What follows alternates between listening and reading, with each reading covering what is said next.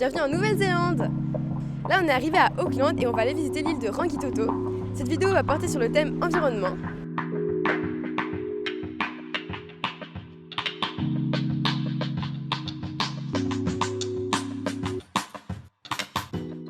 Donc là on est à Rangitoto, c'est une île volcanique située dans le golfe d'Oraki en Nouvelle-Zélande et près d'Auckland. Donc on le voit derrière, c'est la ville d'Auckland. Son nom signifie en maori ciel rouge sang et ça a été baptisé après une bataille qu'ont menée les Anglais ici avant d'acheter l'île en 1854. Rangitoto est devenue une réserve naturelle en 1890 et il y a beaucoup d'espèces ici qui sont protégées et on doit par exemple gratter nos chaussures avant d'entrer sur l'île pour ne pas apporter de terre du continent. Donc c'est vraiment une île assez préservée où le gouvernement en place essaye de la garder le plus possible et de la conserver dans son état naturel. Donc l'île fait 5,5 km de large et c'était un ancien volcan, sachant qu'il y a 50 volcans près d'Auckland. Et le volcan de Rangitoto est le plus récent et le plus grand de tous ces 50 volcans. Donc l'île est traversée par un mince canal de 4-5 mètres de large et il y a un pont qui la relie à l'île de Motutapu qui est juste à côté. C'est une île très riche en biodiversité qui a besoin d'être protégée par tous.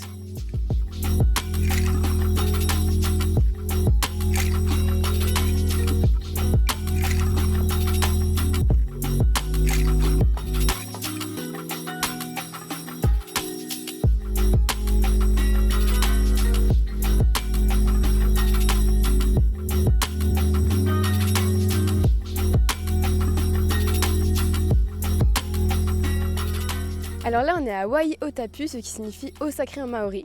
C'est une zone active géothermale située en Nouvelle-Zélande. Alors ça comprend une extension de 8 km avec beaucoup de cratères, de fumée de soufre, comme on peut voir derrière moi. La majorité des cratères a été formée il y a 900 ans, donc ils sont assez vieux. Et il y en a qui se sont détruits en fait avec le temps et du coup le cratère s'est agrandi, donc ça a créé des cratères encore plus grands de ce qu'il y a déjà. Donc vous pouvez pas le sentir, mais il y a une odeur d'œuf un petit peu pourri dans l'air ambiant, c'est à cause du soufre en fait, c'est normal. Et il y a une fumée constante.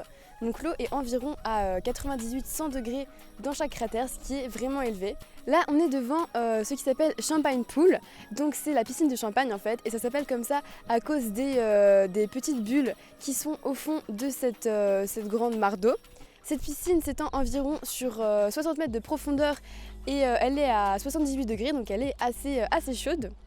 Les couleurs sont vraiment magnifiques, on peut voir de l'orangé, du jaune, beaucoup de jaune parce que c'est la couleur du soufre en fait. Donc dans cette piscine on peut retrouver de l'or, de l'argent, du mercure, du soufre, de l'arsenic, donc il y a beaucoup de substances. La température de ces cratères et surtout de celui-ci est causée par la lave qui est en dessous, donc on ne la voit pas, mais elle est vraiment juste à l'orée du sol, donc c'est ça qui crée cette atmosphère et cette chaleur.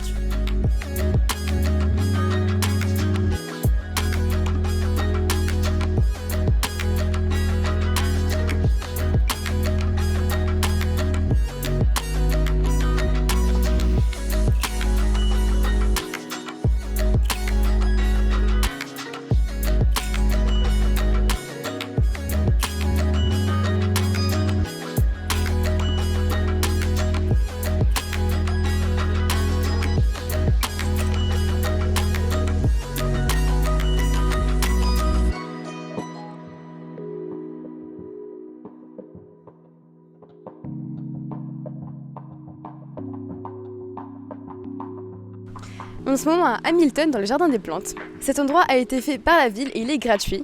Il y a plusieurs jardins, dont des jardins à thème, par exemple italien ou indien. On est en ce moment dans le jardin indien qui est une retranscription des jardins au XVIe-XVIIe siècle en Inde pour la bourgeoisie.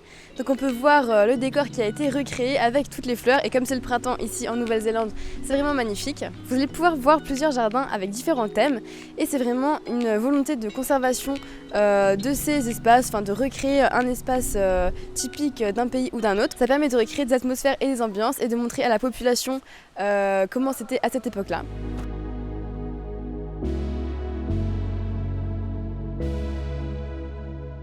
On est actuellement dans le jardin de Renaissance italienne. On est devant par exemple la Louve qui est vraiment le symbole de l'Italie. Donc ce jardin représente l'Italie, les jardins italiens du XVIe siècle. À cette époque-là, l'Italie avait un intérêt particulier pour par exemple tout ce qui est science, art, comme vous le savez sûrement, mais également pour l'art des jardins. Donc c'est ce qu'on va voir maintenant, ça a été recréé et c'est vraiment magnifique.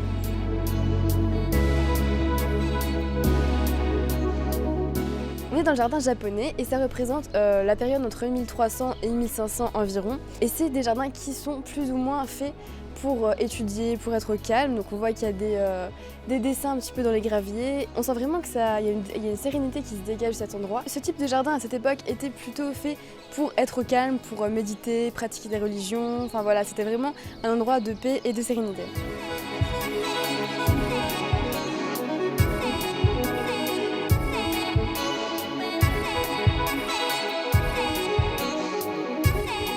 Donc là on est dans un jardin type anglais fin 19e, début 20e et c'est un concept de jardin qui était en contraste avec justement l'industrialisation et justement il laissait les plantes grandir un petit peu de façon naturelle contrairement au jardin de type victorien qui était plutôt en vogue avant cette époque-là.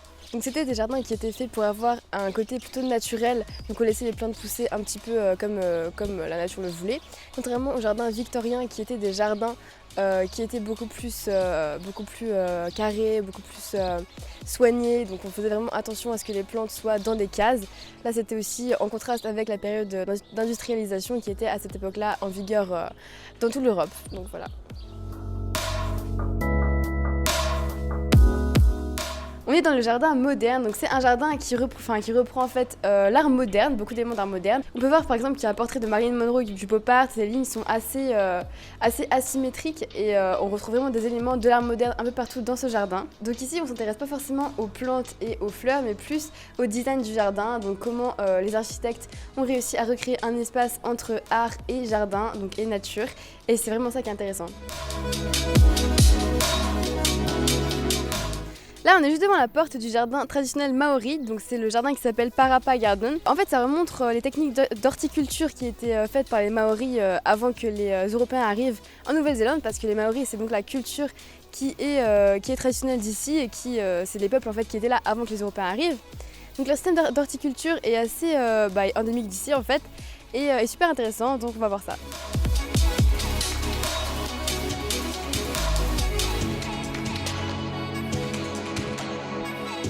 Donc là on est devant un hangar de puna, donc ça veut dire patate douce en maori, et on peut voir que le hangar derrière moi permettait de stocker les patates douces qui étaient la nourriture principale des Maoris.